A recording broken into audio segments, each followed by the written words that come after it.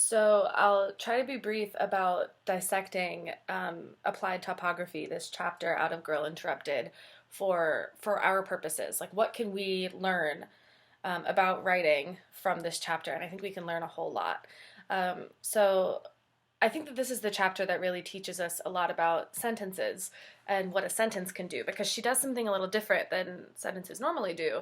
In that, for a while in this chapter, her sentences don't all have subjects. So if you think of a sentence as something that has a subject and a predicate, or a subject and a verb, that's what makes a sentence. It has a noun that gets modified by a verb. I run, right? But instead of any of that, this chapter, especially at the beginning, rather than being sentences in the sense that we know them, we have a lot of incomplete sentences. We have a lot of fragments, and they're all just listing things that we see, and we recognize that as a list because there are no verbs. So, 2 locked doors with a 5-foot space between them, where you had to stand while the nurse relocked the door and unlocked the second. So while there are verbs in that sentence, where you had to stand while the nurse relocked the first and unlocked the second, that's part of the predicate of the sentence, right? Like, we're already in a place where all these verbs happened, but there's no moment where she says, there are 2 locked doors with a 5-foot space between them. The there are, which would be the subject and the verb, is just taken out of that sentence entirely, and so we just go straight into the predicate. Just inside 3 phone booths. Again, we're missing the there are, just inside 3 phone booths. Then a couple of single rooms and the living room and eat-in kitchen. She's just listing things. And the effect of that is that her sentences are shorter. They're more direct. She wants us to go right into it. And this directness is very her. It's very deadpan. It's not apologetic. It's not an explanation. It's just a camera. It's just a camera moving through a space. And I've talked a little bit about how a camera works with you all, and I think that the camera is an effective comparison for us to consider while we're talking about how to write setting. This arrangement ensured a good first impression for visitors. That is our first complete sentence. It's several, sentences into the story, into the chapter. But this arrangement is the noun. Ensured is the verb. That also gives us our tense of the story, whether or not it's going to be in present tense or past tense. We know now that it's in past, which is typical of a memoir. Once you turned the corner past the living room, though, things changed. So in school, you're probably taught not to use the second person very much.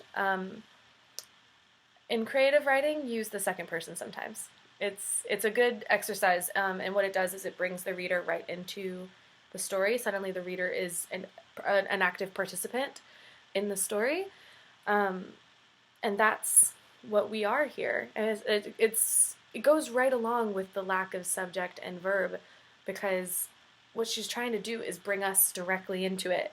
So no subject, no verb, the casual conversational you. She's talking to us. This is just a conversation.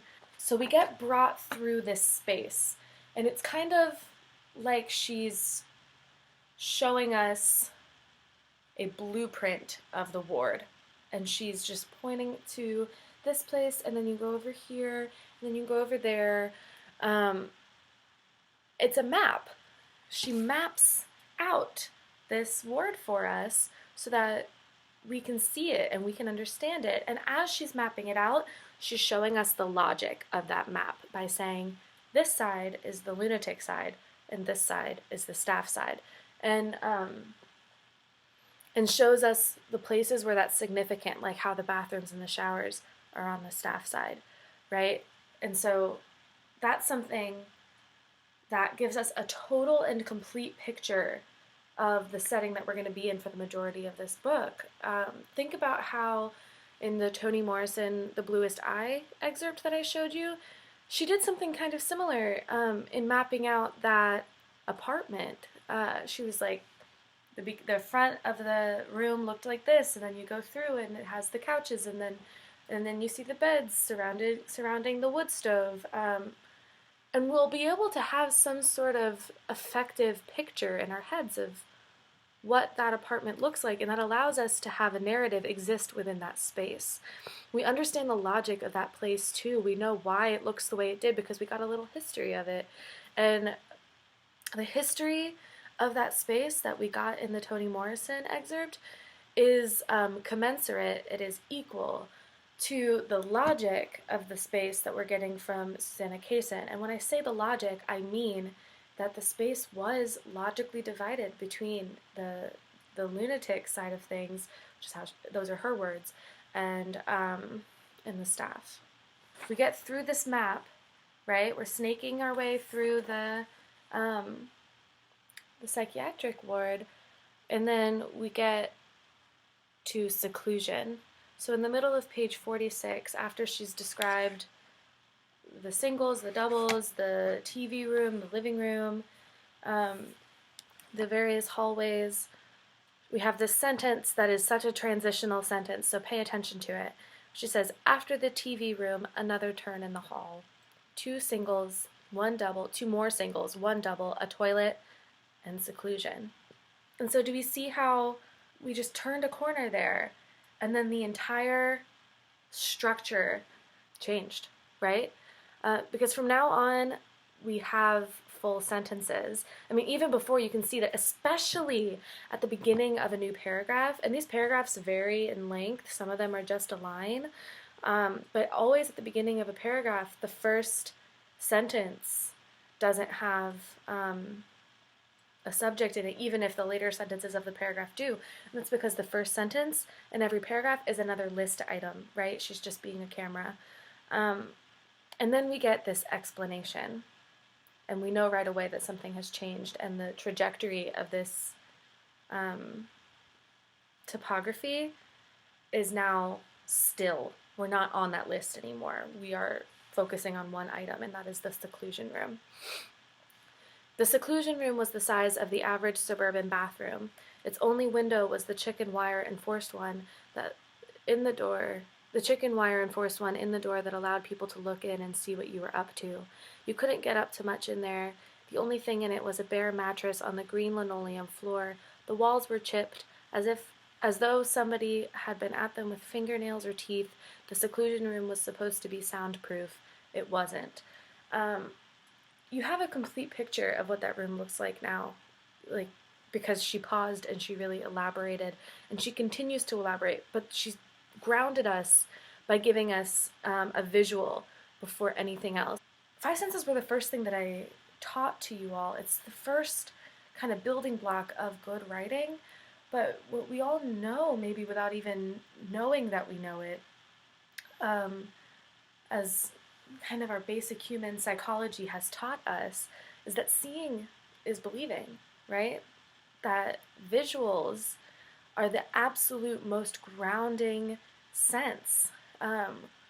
If she were to talk about how something smelled or tasted or felt before anything else, I still don't think it would take her very long to switch gears and start really describing the visual of that space quite elaborately, because that is how we see the world.